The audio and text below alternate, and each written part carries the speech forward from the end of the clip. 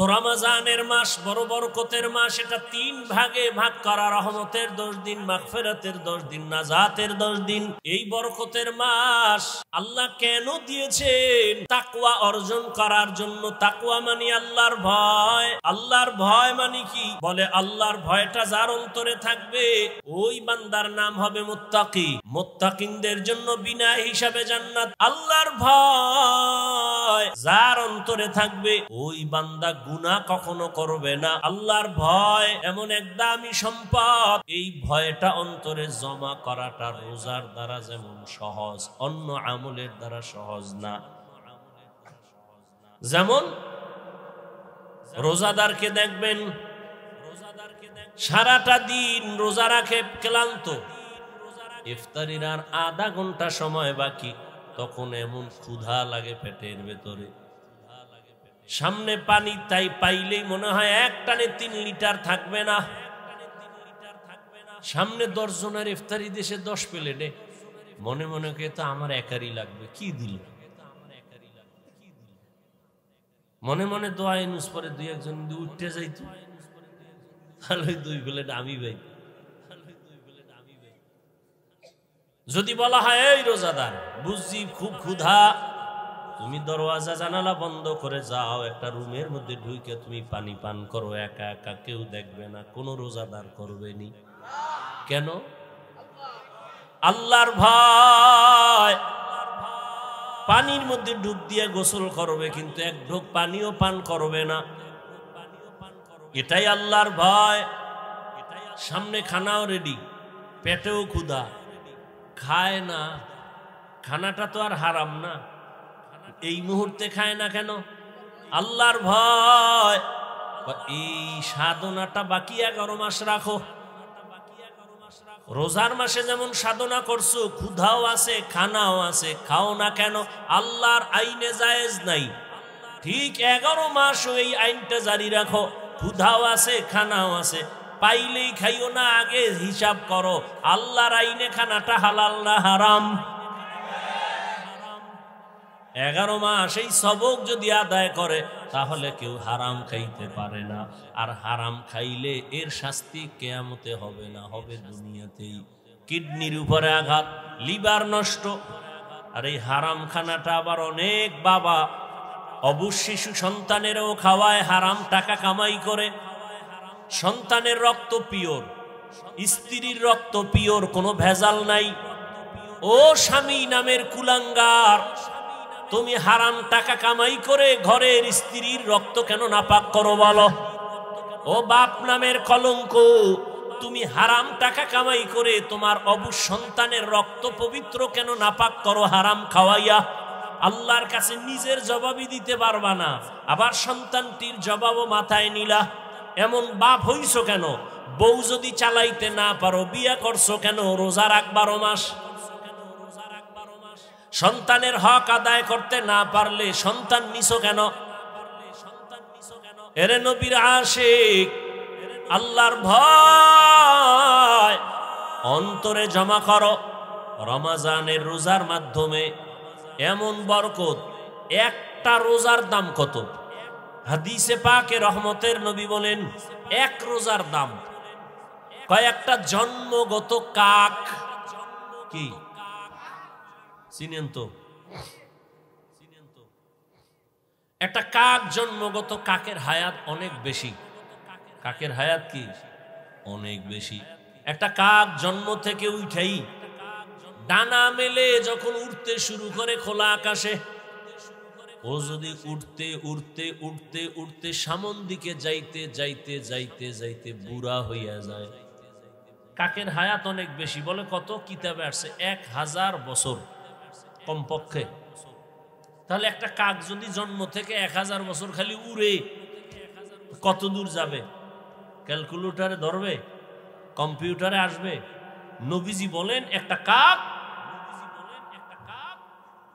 জন্ম থেকে উড়তে উড়তে বুড়া হইতে হইতে কত দূর গেল? একটা রোজাদার 1 রোজার বরকতে জাহান্নামের আগুন থেকে তত দূরে সরে যাবে।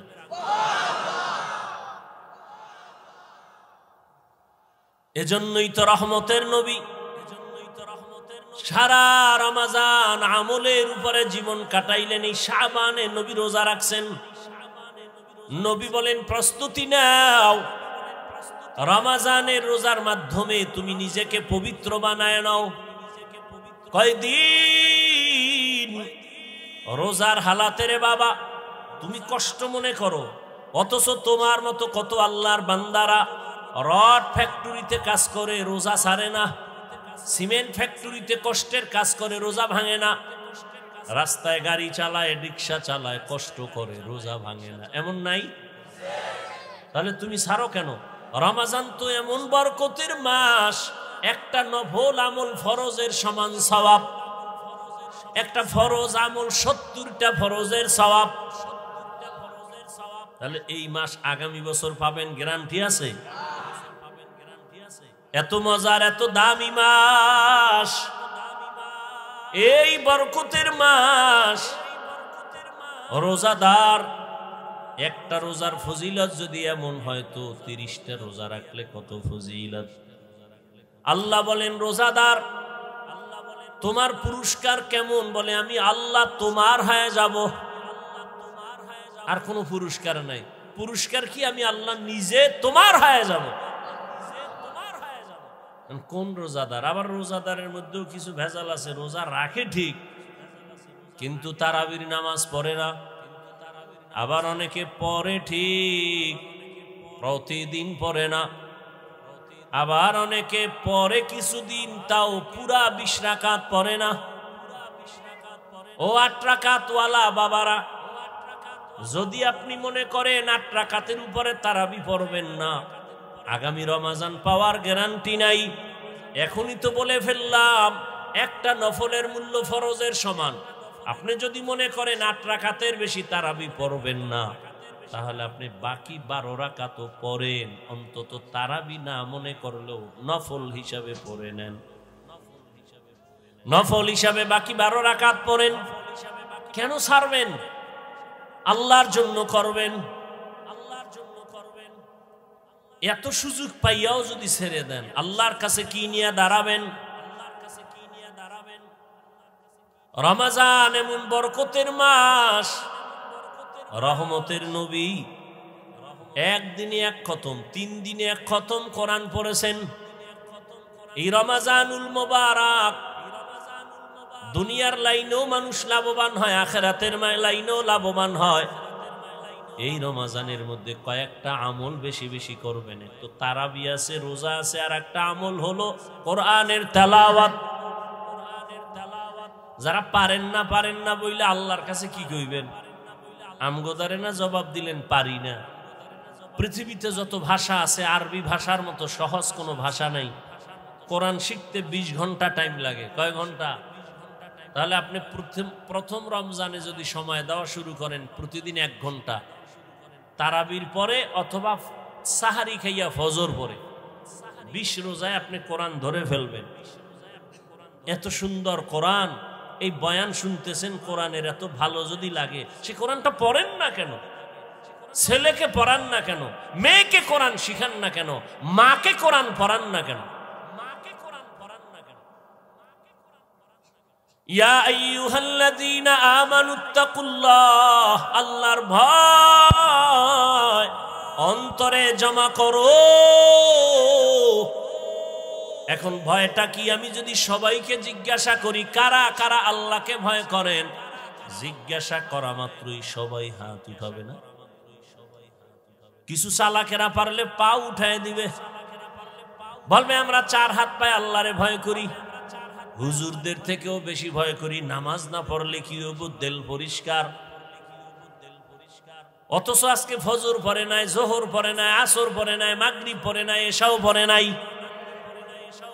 আল্লাহরে ভয় করি। আমি 5 বেলার নামাজ পড়িয়াও বলি আল্লাহকে ভয় করি। আপনি রোজা না রাখিয়া বলেন আল্লাহকে ভয় করি। আমি রোজা রাখিয়া বলি আল্লাহকে ভয় করি। আল্লাহর ভয়, আসলে আপনার অন্তরে আল্লাহর ভয় নাই। কারণ যে একজন সাপ ভয় পায়, সাপ, সে সাপ ধরবে? ওরে সাপ যেখানে থাকবে সেখানেও যাবে না। মাঝে মাঝে ঘুমের মধ্যে সাপ সাপ কয়ে চিল্লানি দেয়, ভয়। একটা সন্তান বাবাকে ভয় পায়, মাকে ভয় পায়, তার প্রমাণ মা বাবার সামনে অন্যায় করে না। একটা ছাত্র শিক্ষকের ভয় পায়, তার প্রমাণ ছাত্র শিক্ষকের সামনে অন্যায় করে না। ঠিক এই জমিনে যেই মানুষ আমার আল্লাহকে ভয় করবেন, ওই বান্দা গলায় ছুরি লাগাবে, দাড়ির মধ্যে কখনো অস্ত্র লাগাবে না। হরকে দারাত খৌফে হক দর দিল মাদাম জান্নাতুল মাওয়া দেহাদ ও রামাক। এক দলের দাড়ি ছোড়ো, আর এক দলের নাই। ছোড়োওয়ালারা মনে করে মোটামুটি জান্নাতের মাঝখানে আছি, যারা পুরা ক্লিন একদিকে চাইয়া চাইয়া ভাবতে আছে এত শেষ। হ্যাঁ, ভালো করে মাসআলা শুনেন, যারা দাড়ি ছোট রাখে ক্লিন রাখে দোনো দলের গুনাহ সমান। দোনো দলের গুনাহ, গুনাহ টুনা তো পরকালের ভিডিওটি মরার পর নগদ একটা শাস্তি হলো যৌবন থাকবে না। এটা নগদ শাস্তি, কি থাকবে না? এই জন্য হারবাল কোম্পানির আমদানি বাইরে গেছে না, ওপেন চ্যালেঞ্জ দেয়। এই পরিমাণ বেলাজা বেহায়া জগতে আর আছে? ১৫০০ বছর আগে রসুল বলে গেছেন, লা ইমানা লিমান লা হায়া আলা, যাদের লজ্জা নাই ওদের ইমান নাই। আর মোবাইল তো আরো লজ্জা নষ্ট করে ফেললো। ঘরে ঘরে ঘরে ঘরে রুমে রুমে মোবাইলের জেনা, চোখের জেনা, কানের জেনা, হাতের জেনা, অন্তরের জেনা। সারাটা রাত মোবাইলের দিকে তাকায় তাকায় গুনাহ, কবিরা গুনাহ দেখে, কবিরা গুনাহ দেখে। মাও দেখে, বাবাও দেখে, আমার ভাই দেখে, বোনেরাও দেখে। ঘরটা যেন জেনার আড্ডাখানা, সারা রাত শুধু জেনা চলে। আল্লাহ মাফ করেন, এমন অন্যায়। ও যুবক, ৪০ বছর পর্যন্ত তোমার চেহারাটা উজ্জ্বল থাকবে, নষ্ট হবে না। কিন্তু কি দুঃখ, আজ তোমার চেহারা দিয়ে তাকাইলে কেন মায়া লাগে না? কেন চেহারায় নূর নাই? মোবাইলের গুনার কারণে চেহারা নষ্ট হয়ে গেছে। আর কুলাঙ্গার কিছু বাপ আছে, সাহারি খাওয়ার সময় মা ডাকে, বাবা ওঠ, ২-১টা রোজা রাখ। বাবা কয়, খবরদার রোজা রাখাই ওনারে বিবি, রোজা রাখলে ছেলেটার চেহারাটা নষ্ট হয়ে যাবে।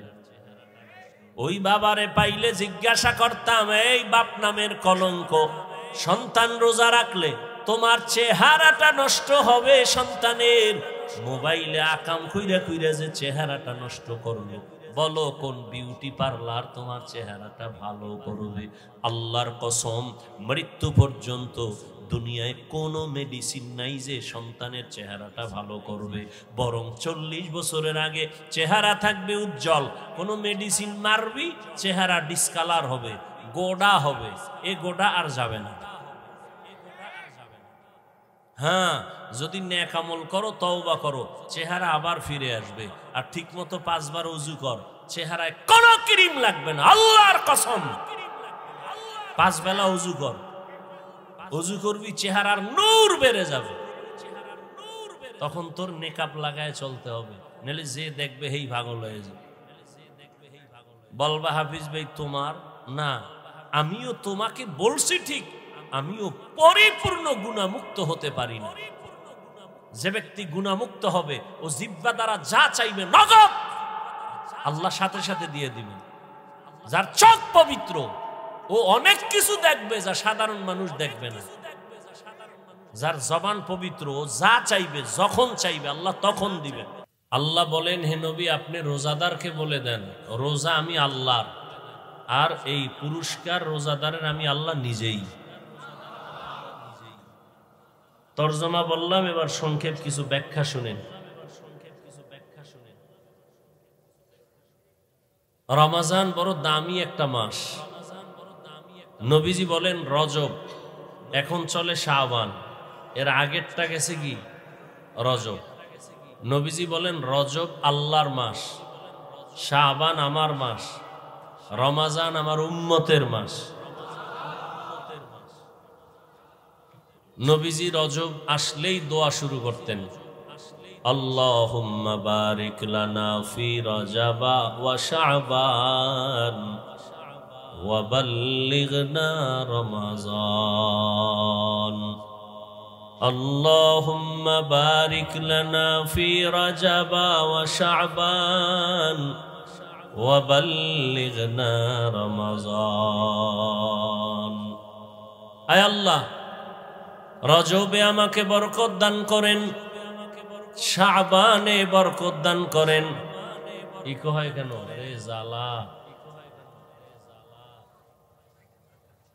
শাবানে বরকত দান করেন, রমজান পর্যন্ত পৌঁছাইয়া দেন। খুব খেয়াল করিয়েন, রজবে বরকত দান করেন, শাবানে বরকত দান করেন, রমজানে তো বরকত আরো বেশি, আরো বেশি না?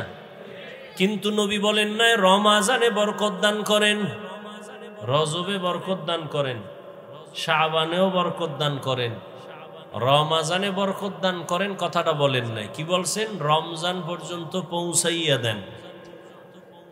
তো রমজানের বরকত চাইলেন না কেন? এক নাম্বার কারণ, রমজান এমন বরকতের মাস, আমি হাওয়ার বরকত চাই না, ওই রমজান পর্যন্ত পৌঁছায় দেন যে আমি মরলেও যেন, দুনিয়ার থেকে গেলেও যেন রমজানে বিদায় হয়ে যাই। রমজান এত বেশি বরকত, আমি আল্লাহর নবী এগুলো কাজ কইরা কইরা সে বরকত নিতে চাই। আমার হায়াতটা কম থাকলে বাড়াইয়া রমজান পর্যন্ত পৌঁছাইয়া দেন। রমজান এমন বরকতের মাস,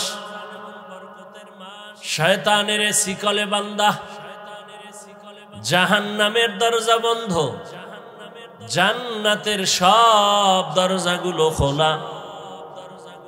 রমজান এমন বরকতের মাস, একটা রোজাদার যখন রোজা রাখবে, রোজা অবস্থায় যদি বান্দা ঘুমায় থাকে, আমল নামায় সওয়াব লিখতেই থাকবে।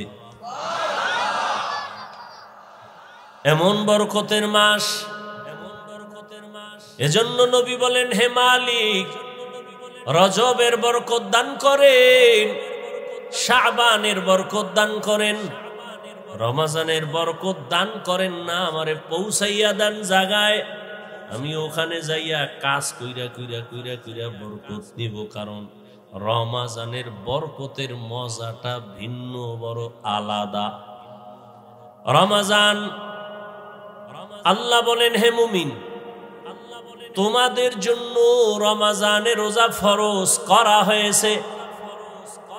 প্রথমে ডাকলেন হে মুমিন, মুমিন বলে বন্ধুসুলভ আচরণ করলেন আমার আল্লাহ।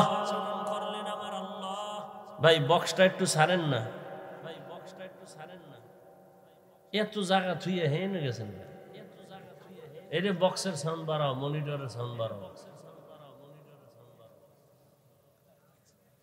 আল্লাহ প্রথমে বন্ধু, আমি বুঝতেছি না, আশেপাশে মাইক আছে, বক্স আছে, নিচে পিছে, ভলিউম দিলে নয়েজ আসে কেন? এই সেটিং মিটিং সব আউলো জাউলো, এই জন্যই তুমি ভলিউম দিতে পারো না।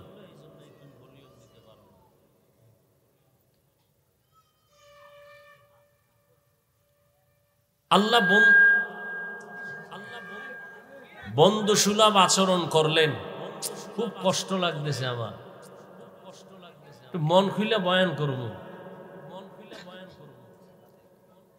এমনি সারাদিন রোজা, খাই নাই ভাত, সাহারিও খাই নাই, রুটি খাই একটু ইফতারি করে, ওদিকে বয়ান করে, এরপরে জাম। আল্লাহ কত আর কথা বলাইবেন।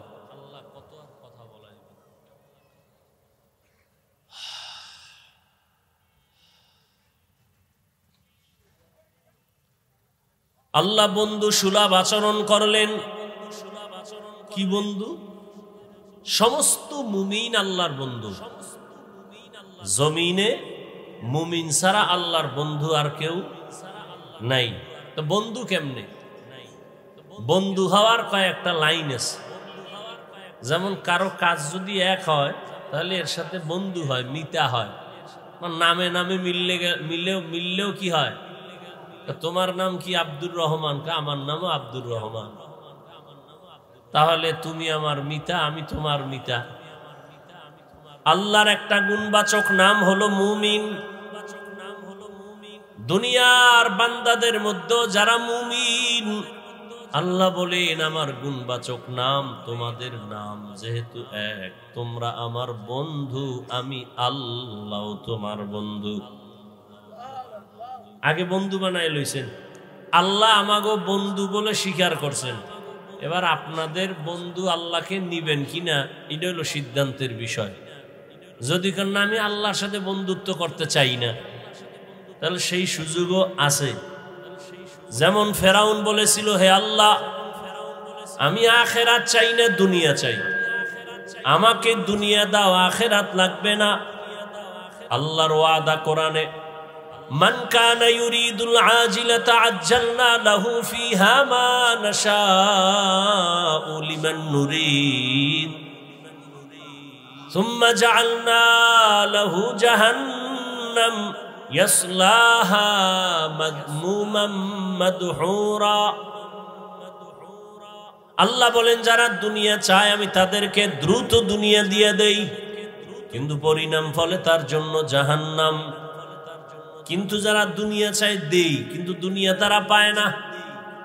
সারা দুনিয়ায় খোঁজ নিয়ে দেখো, যারা দুনিয়া দুনিয়া দুনিয়া দুনিয়া করে, জিকির করে, নামাজেও দুনিয়া, ঘুমাইতে গেলেও দুনিয়া, মসজিদে ঢুকেও দুনিয়া, এই দুনিয়ার পেছনে যারা দৌড়ায় দুইটা জিনিস চায়, এক চায় সম্মান আর এক চায় শান্তি। এই দুই জিনিস চায় দুনিয়াওয়ালারা। টাকার পেছনে দৌড়ায়, এই দুই জিনিস চায়। ক্ষমতার পেছনে দৌড়ায়, এই দুই জিনিসের জন্য, সম্মান আর কি, কথা বলতে হবে, শান্তি। কিন্তু আল্লাহর জাতের কসম, একটা দুনিয়াদারেও শান্তিতেও নাই, কোনো সম্মানেও নাই। ওই সম্মান দিয়া লাভ কি? একবার ফুলের মালা, ফাইনালে জুতার মালা। ওই সম্মানের কোনো দাম আছে? টাকা দিয়ে সম্মান কিনলে জুতা আসবেই।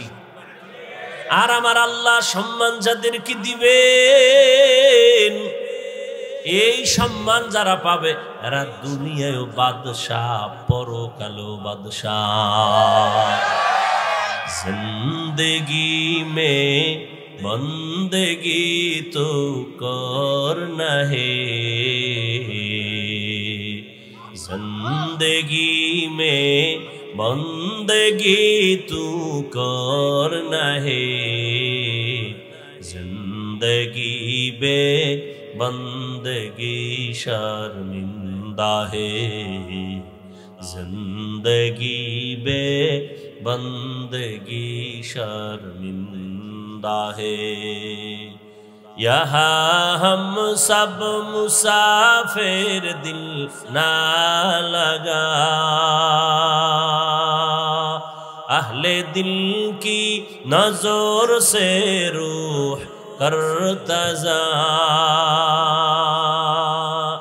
शाह दौलत सब फकीर गर नेक ने है, शाह दौलत सब फकीर गर नेक ने है, जिंदगी में बंदगी तो करना है,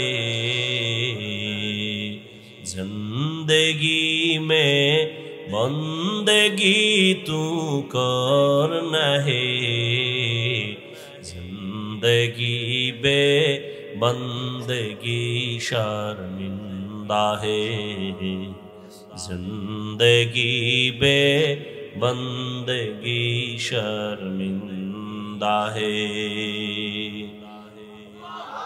भाईरा आमार, যারা দুনিয়া দুনিয়া চায়, এরা দুনিয়ার দুই জিনিসের একটাও পায় না, সম্মানও নাই, শান্তিও নাই। 10 তলা বিল্ডিং করে লাভ কি যদি বিল্ডিং থুয়ে জঙ্গলে ঘুমাতে হয়? ব্যাংকে কোটি কোটি টাকা রেখে লাভ কি যদি টাকা বংশের কেউ খেতে না পারে? এর সে খেরের ঘরে একটা রুম নিয়ে আলু ভর্তা দিয়া খাইয়া ঘুমানো অনেক শান্তি। সম্মান নাই, শান্তিও। এক তো বাইরের জ্বালা, ভিতরের জ্বালা, মামলা হামলার ভয়, আবার ওদিক দিয়া বিবি নিয়ে শান্তি নাই, সন্তান নিয়ে শান্তি নাই। আর যারা নবীর আদর্শ নিয়ে আছে এদের সম্মানও আছে, শান্তিও। যদিও টাকা নাই, পয়সা নাই, বাড়ি নাই, গাড়ি নাই, তবে কোনো ঝামেলা নাই, পেরেশানি নাই। 5 বেলার নামাজ পড়ে দৈনন্দিন যা কামাই করে তা নিয়া পরিবার সন্তান নিয়া মোটামুটি তার জীবন চলে। মামলারও ভয় নাই, হামলারও কোনো ভয় নাই। এ সম্মান কে দান করেন?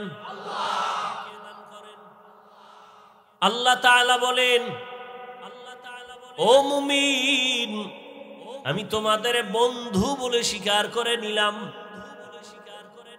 তোমরা আমাকে বন্ধু যদি বানাও তাহলে কথা চলবে।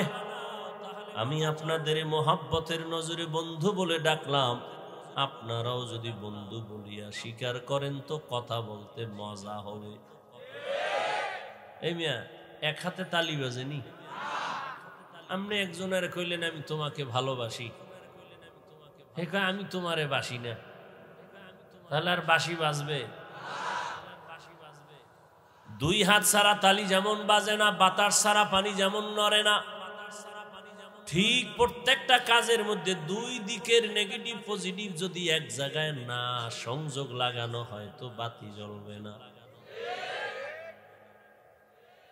আল্লাহ বলেন, তোমাদের আমি বন্ধু বলে স্বীকার করে নিলাম, তোমরাও যদি আমাকে বন্ধু বলে স্বীকার করো, এবার তোমাদের সাথে আমার কথা শুরু।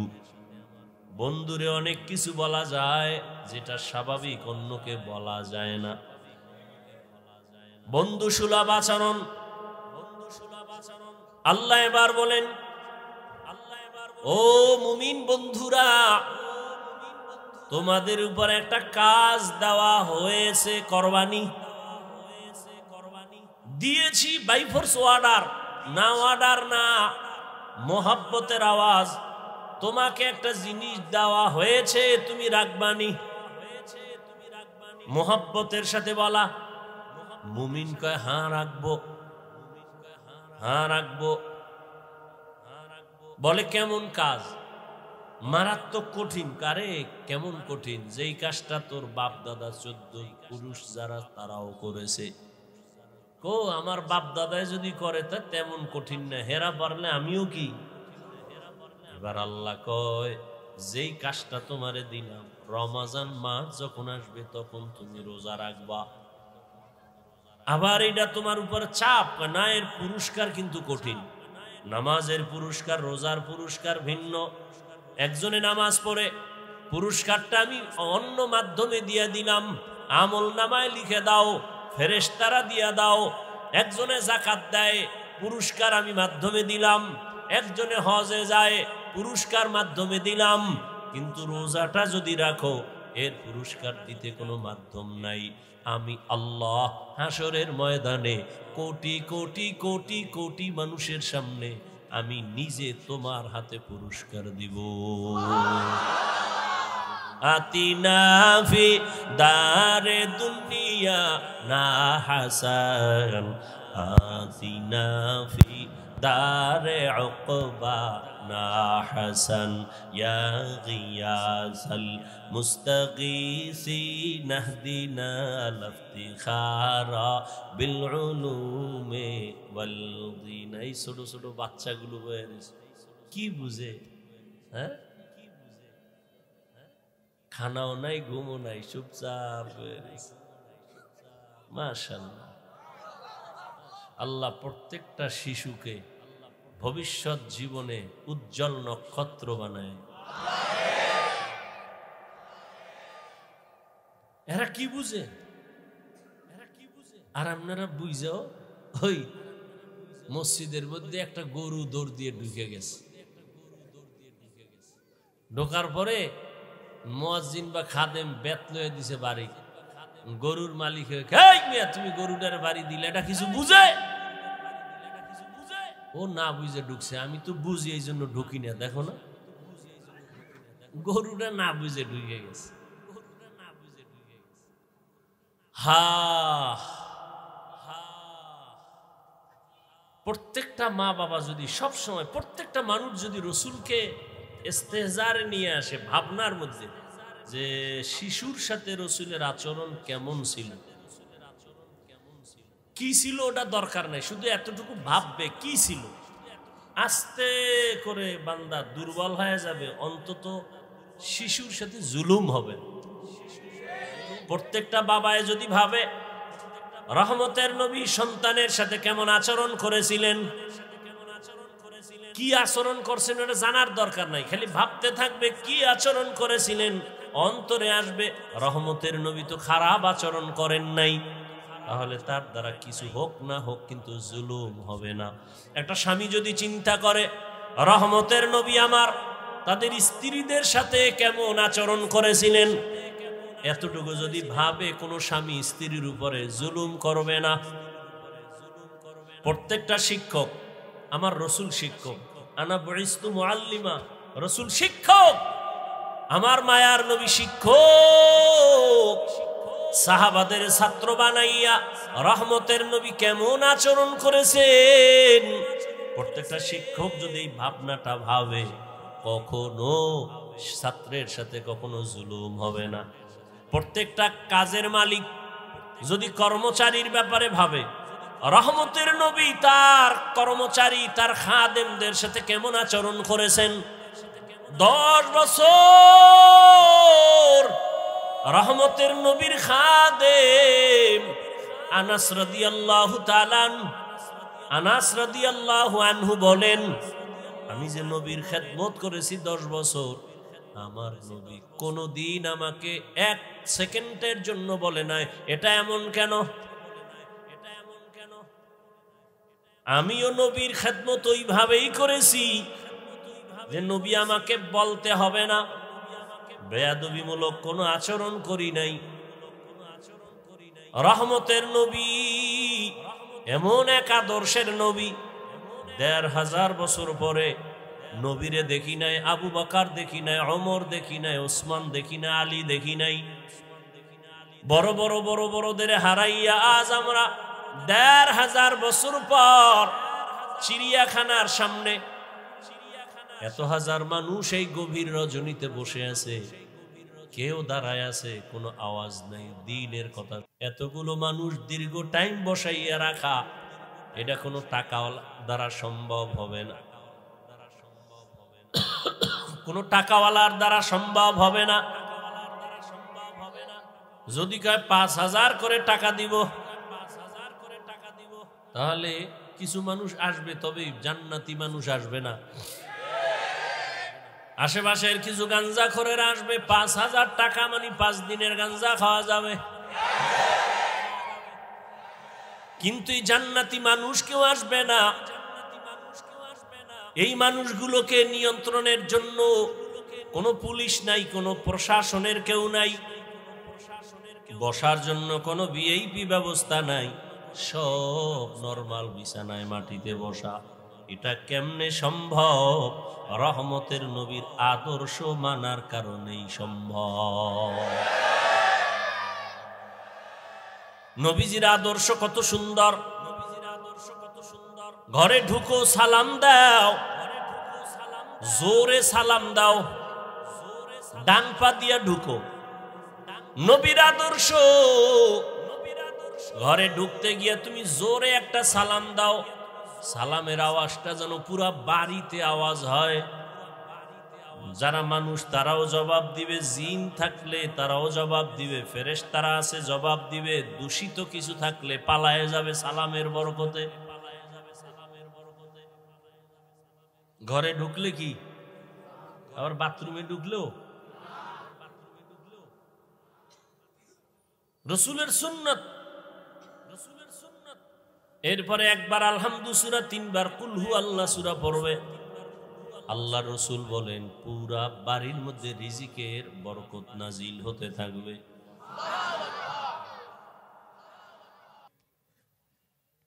পবিত্র না তো, পবিত্র না তো ভাইরা আমার, ভাইরা আমার, আল্লাহ গুনার কারণে চেহারা নষ্ট হয়, নেক আমলের কারণে চেহারা সুন্দর হয়, ভালো হয়। এরে আল্লাহর গোলাম, এই জন্য আল্লাহ বলেন আমার ভয় অন্তরে জমা করো। আল্লাহর ভয় যদি থাকে ওই বান্দা মরিয়াও গেলে গুনার কাছেও যাবে না। এরে আল্লাহর বান্দা, ও আমার যুবক, আমি তোমাকে এতক্ষণ বয়ান যা করতেছি একবারও কিন্তু বলি নাই তুমি আমার মতো টুপি লাগাও। আমি একবারও বলি না আমি কওমি মাদ্রাসায় লেখাপড়া করেছি, তোমরাও মাদ্রাসায় যাও। আমি দাওয়াত ও তাবলীগের লাইনের সন্তান, কিন্তু একবারও বলি নাই তুমি তাবলীগে যাও। আমি কওমি মাদ্রাসার সন্তান, আমি পীরের মুরিদ। আমি কির মুরিদ? খালি মুরিদ না, লাখে একটা মুরিদ আমি। কেমন মুরিদ যে পীর মুরিদির বিরুদ্ধে যারা, তাদের বিরুদ্ধে আমি যুদ্ধ ঘোষণা দিছি। কেমন যুদ্ধ? এই জমিনের মধ্যে যে বলবে আমরা পীর আউলিয়া মানি না, ওলি মানি না, আউলিয়া মানি না, আল্লাহর জাতের কসম আমি বলবো তারা কোরআন মানে না, বুখারী শরীফ মানে না, তারা ভণ্ড, ভণ্ড, ভণ্ড। এদেরকে যারা ভণ্ড বলবে না তারাও ভণ্ড। এবার বুঝো আমি কেমন মুরিদ। কিন্তু একবারও আমি কাউকে বলি না ও বাবারা তোমরা পীরের দরবারে যাও। বলবো কি? আমি বলবো ও যুবক তুমি স্কুলে পড়ো ধন্যবাদ, তুমি চাকরি করো ধন্যবাদ, তুমি কলেজে পড়ো ধন্যবাদ, তুমি ব্যবসা করো ধন্যবাদ, আমি তোমার জন্য দোয়া করে গেলাম বাবা। তোমার মাদ্রাসায় যাওয়ার কোনো প্রয়োজন নাই। ও বাবা তুমি যেই লাইনে আছো থাকো, তবে আমি দোয়া করি তুমি একজন ব্যবসায়ী হও, চাকরিজীবী হও, ডাক্তার হও, ইঞ্জিনিয়ার হও, তুমি একজন প্রফেসর হও, তবে একটা দাবি ছোট, বেয়াদব জীবনে হইও না রে বাবা। বলবা হাফিজ ভাই বেয়াদব হব না, তার ব্যাখ্যা কি? 3 জায়গায় বেয়াদবি করবা না তো মরার আগে জীবনটা নষ্ট হয়ে যাবে।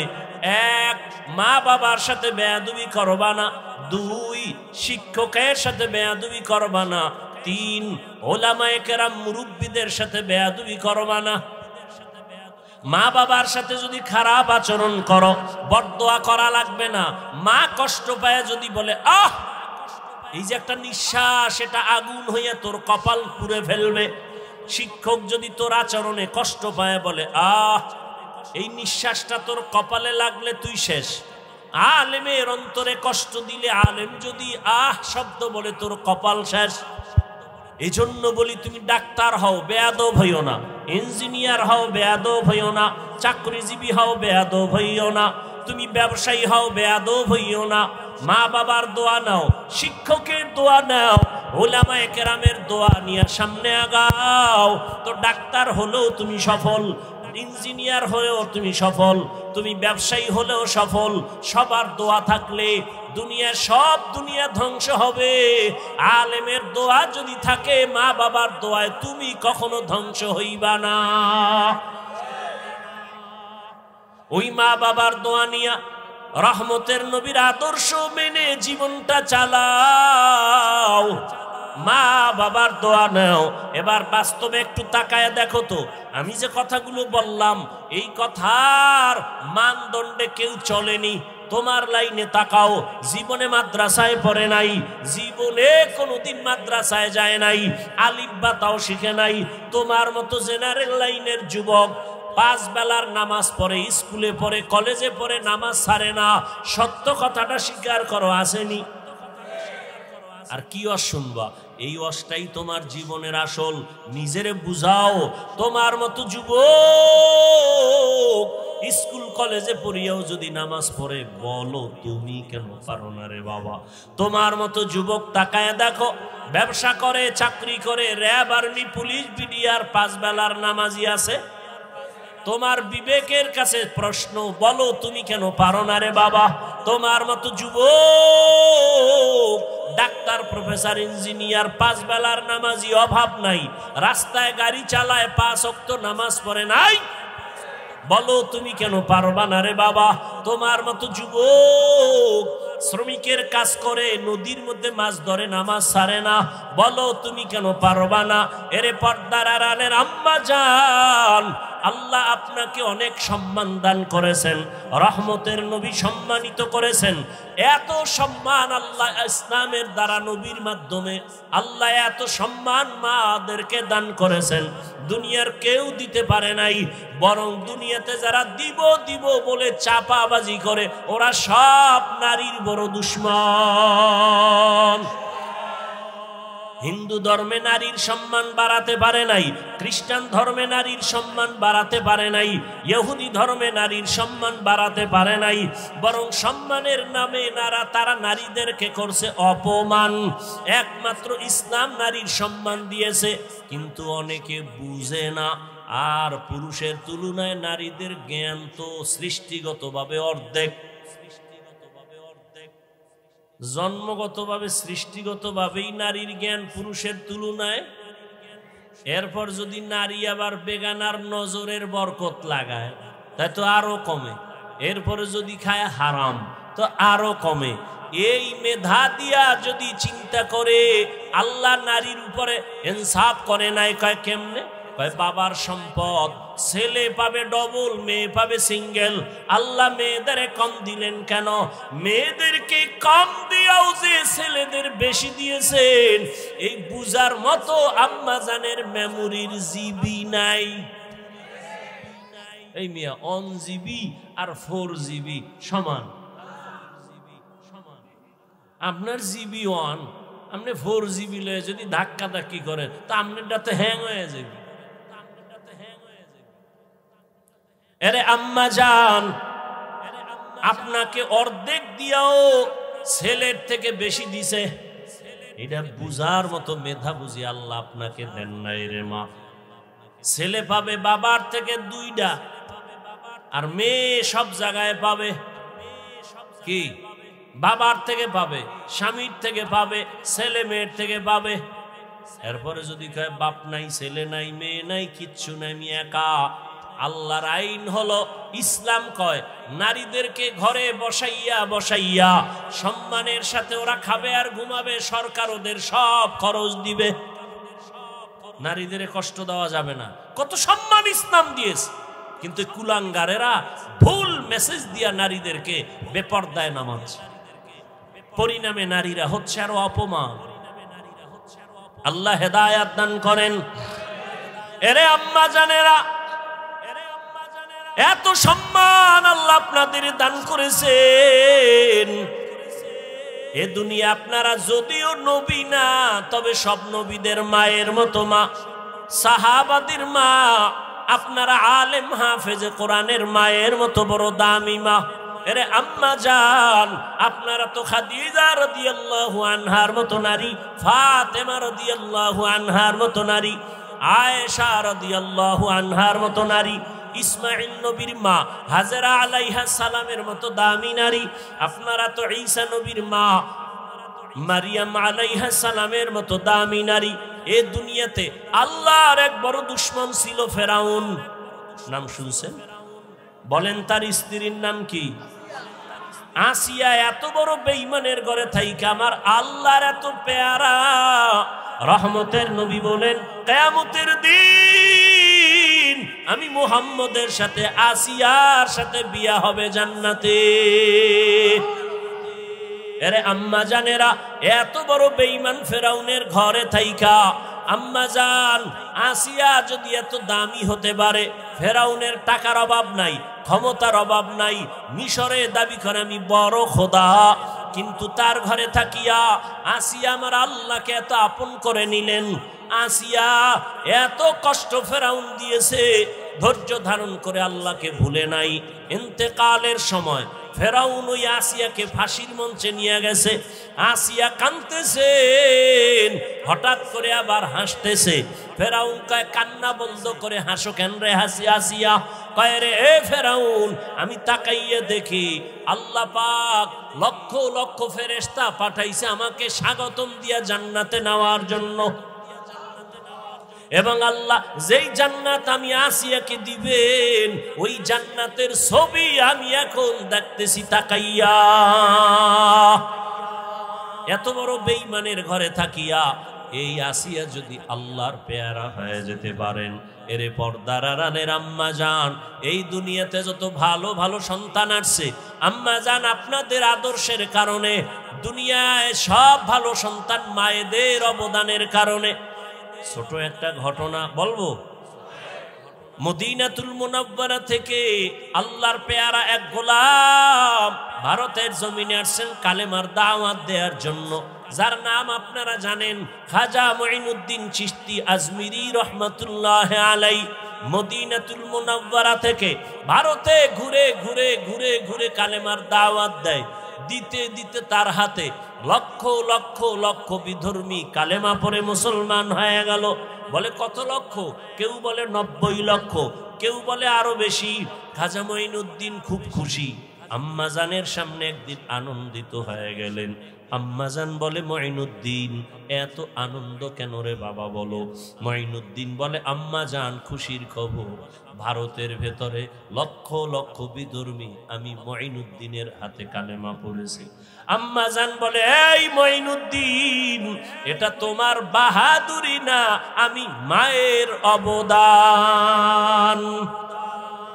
কার অবদান? খাজা মুঈনুদ্দিন বলে, মা তোমার কি অবদান একটু বলো। আম্মাজান বলে, ও মুঈনুদ্দিন, তুই আমার গর্বে যখন আসছ, আল্লাহর কসম, তুই আমার গর্বে আসা পরে আমি এক রাতও ঘুমাইতাম না। আমি গভীর রাতে সেজদা আদালতে কান্না করতাম আর বলতাম, হে মালিক, আমার গর্বের সন্তানটাকে তুমি ওলি হিসাবে কবুল করে নাও। আমি এভাবে কান্না করে করে যখন তুই দুনিয়াতে আসছো, এই মুঈনুদ্দিন, আমি মা তোকে যতদিন আমি দুধ পান করাইছি, আল্লাহর কসম, আমি যতদিন তোকে দুধ পান করাইছি, আমি মা এক ফোঁটা দুধও বিনা অজুতে তোর মুখে দেই নাই। এমন মা সারা দুনিয়ায় পাওয়া বড় কঠিন, বাংলাদেশ বাদ দেন। এমন মা, যেই মা বিনা উজুতে বাচ্চাকে দুধ দেয় না, এমন বাচ্চা তো জগৎ শ্রেষ্ঠ আল্লাহর ওলি হবে। কিন্তু এই খাজা মুঈনুদ্দিনের ভক্তদের উপায় কি? এরা যে বয়ে বয়ে খালি গাঞ্জাই খায়, একটার চেহারার মধ্যে মদিনার কোনো নিদর্শন নেই। এরা সব মুঈনুদ্দিনের ভণ্ড ভক্ত, আমরা আসল ভক্ত। কি খাজা মুঈনুদ্দিনের মা কত ধন্য মা! খাজা মুঈনুদ্দিন চিশতি আজমিরি 5 ওয়াক্ত নামাজ পড়েন নাই। সন্দেহ? মাঝে মাঝে বিড়ি টিড়ি খেয়েছেন, দাড়ি ছিল না। হ্যাঁ, আপনারা কি ভক্ত হইলেন? এই ভক্ত হয়ে কি নাজাত পাওয়া যাবে? কোনোদিন পাওয়া যাবে না। এখনো সময় আছে, তওবা করেন। কয়দিন আর দুনিয়ার বাহাদুরি করবেন? চোখের সামনে আপন আপন সব চলে যাইতেছে। বিশেষ করে আমার যুবক, ইদানিং কালে যুবকের মরণের লাশ আর লাশ, করোনায় যুবকের লাশ, ছাত্র জনতার আন্দোলনে যুবকের লাশ, ডেঙ্গুর মহামারীতে যুবকের লাশ, ঘুমের বিছানায় যুবকের লাশ, গাড়ির নিচে পানির মধ্যে যুবকের লাশ। ও আল্লাহর বান্দারা, এখনো সময় আছে, তওবা করে নাও। ও পর্দার আড়ালের আম্মা জান, আপনার মতো কত মা এখনো আছে বেপর্দায় চলে না। নামাজ ছাড়ে না, মোবাইলে সময় নষ্ট করে না, স্বামীর মাল খেয়ানত করে না। আপনারা কেন পারেন না? একটা সন্তানকে আদর্শ সন্তান বানাবেন, একটা সন্তানকে আদর্শ ডাক্তার বানাবেন, আদর্শবান চাকরিজীবী বানাবেন, আদর্শবান একজন ব্যবসায়ী বানাবেন। সন্তান ডাক্তার হইয়াও আপনার জন্য দোয়া করতে ভুলবে না। এরে আম্মা জান ও বোনেরা, আপনার মতো কত মা বোন এখনো পর্দা করে, নামাজ পড়ে, আল্লাহর ভয় অন্তরে জমা করিয়া রমাজান সামনে তওবা করে ফেলেন। আর বেপরদায় চলবেন না, আর নামাজ ছাড়বেন না। মা বাবার দোয়া নিয়া স্বামীর মাল হেফাজত করবেন। স্বামীর মাল এটা আপনারই মাল, স্বামীর মনে করে খেয়ানত করবেন না। মোবাইলে সময় নষ্ট করবেন না। অবৃদ্ধ বাবাজিরা, আপনার মতো কত বুড়ারা মসজিদে গিয়া নামাজ আদায় করে, বলেন আপনি কেন পারেন না? ও আমার কলিজার যুবক, এখনো সময় আছে, তওবা করো, অন্তরকে বুঝাও।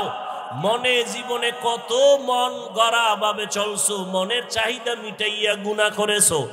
মনে চাইছে নামাজ পড়বা না, পড়ো নাই।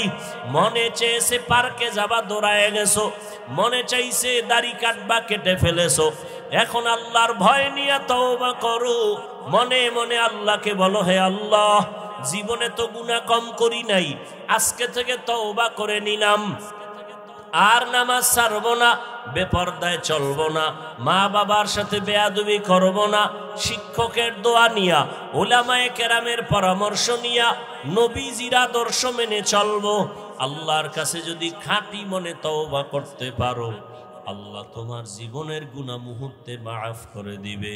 মনেরে শুধু বুঝাইও রে মন, তোমার মতো যুবক যদি জেনারেল লাইনে থাকিয়া চাকরি করে, ব্যবসা করে, লেখাপড়া করে, নামাজ পড়ে, তুমি কেন পারবা না? আল্লাহর কাছে তওবা করে নেও। ও বাবা, তোমরা কি মনে মনে ভাবছো আমরা সব পাগল হয়ে গেছি? না না, এরে দুনিয়ায় সবাই পাগল হইয়া সব দুনিয়াতে মরার আগেই ধ্বংস হয়ে যায়। আর আমরা নবীর আদর্শে নামাজ পড়ি, পর্দা করি, কেউ আমরা পাগল হই নাই। আল্লাহর কোরআন সত্য, নবীর কথা সত্য। গুনাহ নিয়ে কবরে গেলে জাহান্নামের আগুনে জ্বলতে হবে, তাও সত্য।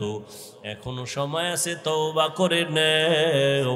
অন্তর যদি তৈরি হয়ে থাকে, মার গুনাহ করবা না, নামাজ ছাড়বা না, বেপরদায় চলবা না, দাড়ি কাটবা না।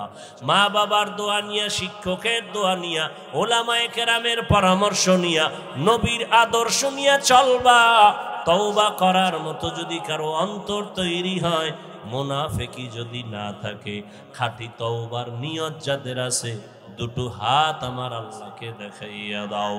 আয় আল্লাহ, হাতগুলো কবুল করে নেন, তওবা কবুল করে নেন। তওবার উপরে মজবুত হইয়া আমাদের সবাইকে গুনাহ মুক্ত হয়ে চলার তৌফিক দান করেন, আমিন। আলহামদুলিল্লাহি রাব্বিল আলামিন, ওয়াসসালাতু ওয়াসসালামু আলা সাইয়্যিদিল আমবিয়াই ওয়াল মুরসালিন ওয়া আলা আলিহি ওয়া আসহাবিহি আজমাইন। ইয়া আরহামার রাহিমিন, ইয়া আরহামার রাহিমিন, ইয়া আরহামার রাহিমিন। রব্বিরহামহুমা কামা রব্বায়ানি সগীরা।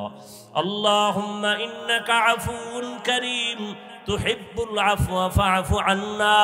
আল্লাহুম্মা ইন্না নাসআলুকা রিযাকা ওয়াল জান্নাহ ওয়া নাউযু বিকা মিন সাখাতিকা ওয়ান নার। রব্বিরহামহুমা কামা রব্বায়ানি সগীরা। ও দয়ার মালিক, আমরা গুনার বোঝা নিয়ে হাজির। আয় আল্লাহ, গভীর রাত, মেহেরবানি করে আমাদের জীবনের সব গুনাহগুলো মাফ করে দেন আল্লাহ। আয় আল্লাহ মাহফিল কবুল করে নেন, আয়োজনকারী সহযোগিতাকারীদের কবুল করে নেন। আয় আল্লাহ এলাকায় শান্তি দান করেন, মা বোনদের আবেদা পর্দাওয়ালা বানায় দেন, সন্তানগুলো নেককার বানায় দেন। আয় আল্লাহ ব্যবসা যারা করে, চাকরি করে, কামাই রুজিতে বরকত বাড়ায় দেন। আয় আল্লাহ সবাইকে 5 ওয়াক্ত নামাজি বানায় দেন, সন্তানগুলো কবুল করে নেন। আমার কলিজার যুবকদের দ্বীনের খাদেম বানায় দেন, মাদ্রাসা মসজিদগুলো কবুল করে নেন। আয় আল্লাহ সারা দুনিয়াবাসীকে মাফ করে দেন।